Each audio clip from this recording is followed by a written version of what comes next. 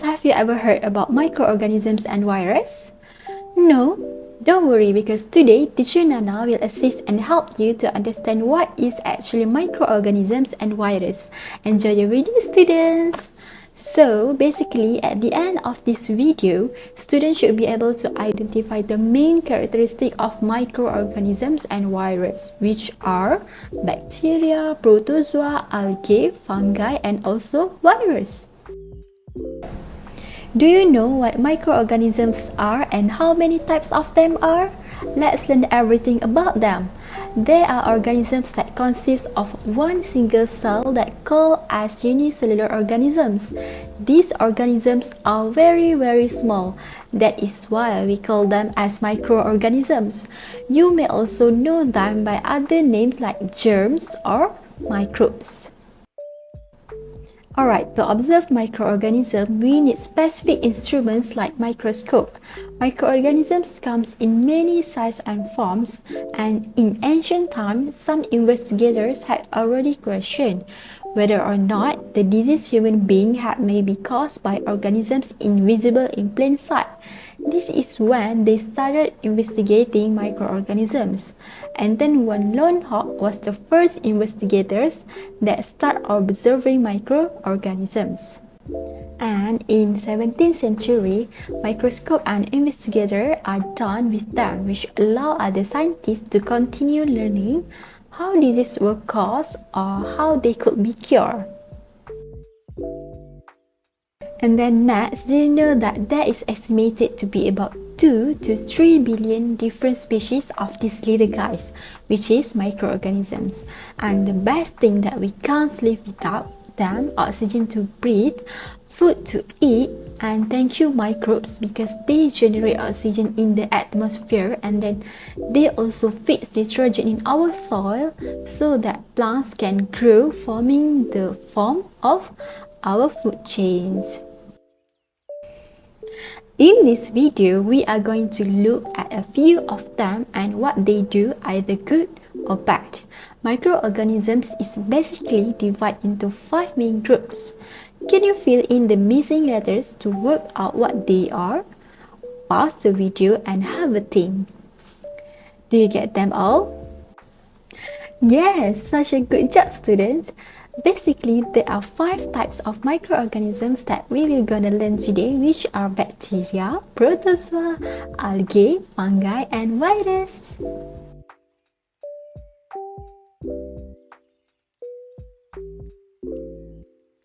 Smallest yet most influential organisms, which is bacteria.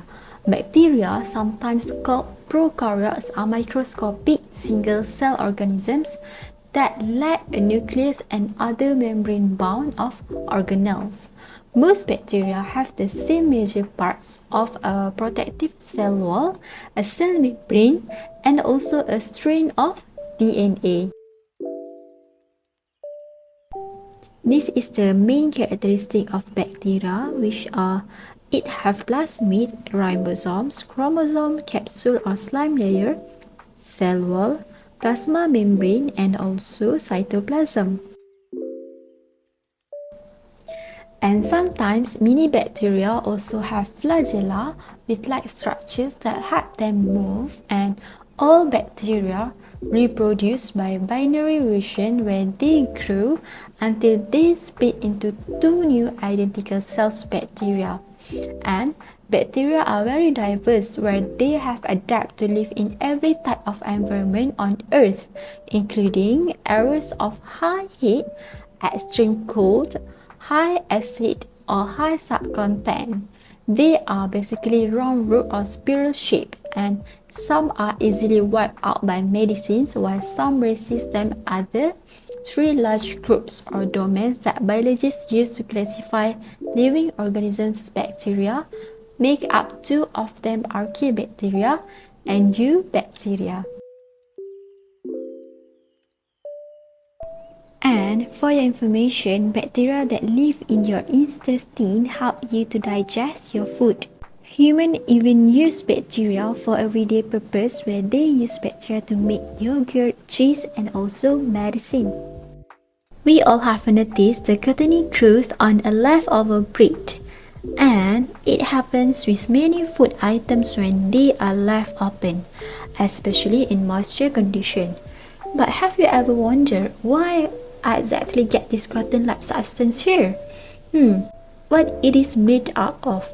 Well, the cottony growth is nothing but a set of live cells. Yes, these are living cells. And this fact is more than enough for us to study them. But now, you must have guessed the name of these organisms. Yes, I'm referring to the fungi. Fungus is usually a broad term that used to cover many organisms together. The group consists of microscopic as well as macroscopic organisms. What do we mean by this microscopic is those that can only be observed under the microscope.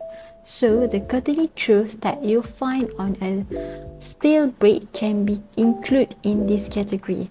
On the other hand, micro means huge, so those which are big enough to be observed with naked eyes are microscopic organisms. Which organism can be considered as an example of this type is mushroom.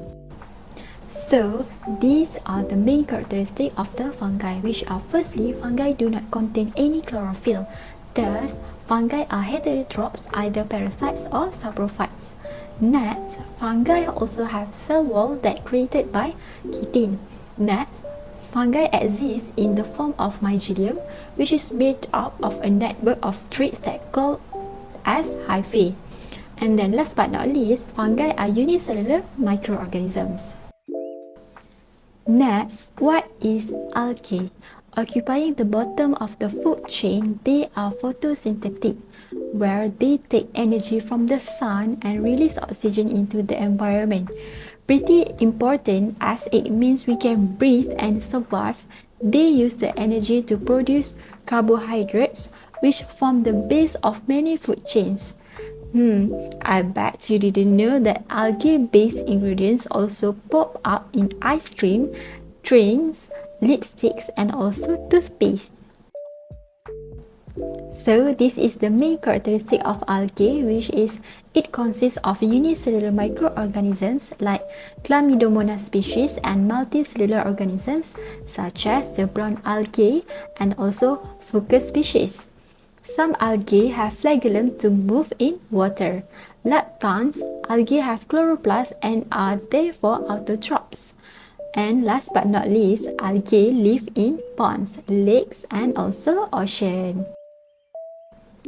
The common flu, measles, and chickenpox, they are diseases that caused by virus.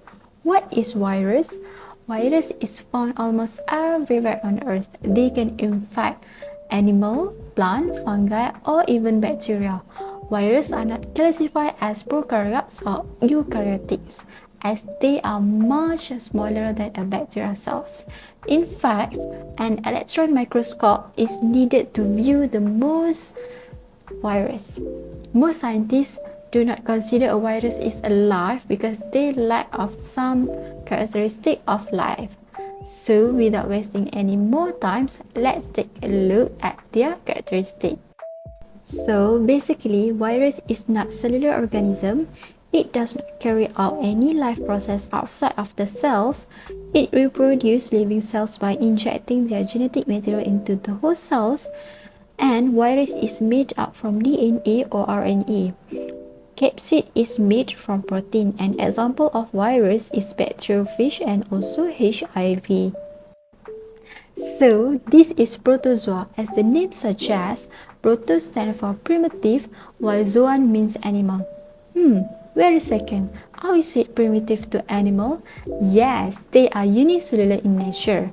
However, the single cell has highly complex function. Hence, they also refer to pinnacle on the unicellular complexity.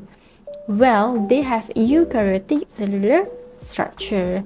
These cells do not have cell walls. Many of them have special features like cilia and flagellum for locomotion. Cilia have tiny hair that present throughout the body. They are heterotrophic in nature, where they are depending on other organisms as a food source. Alright, now we are already at the end of the video. Just now we already learned about 5 kinds of microorganisms and viruses, which are bacteria, fungi, protozoa, algae, and also virus. So don't forget to make an exercise, alright? Bye bye. Thank you for watching.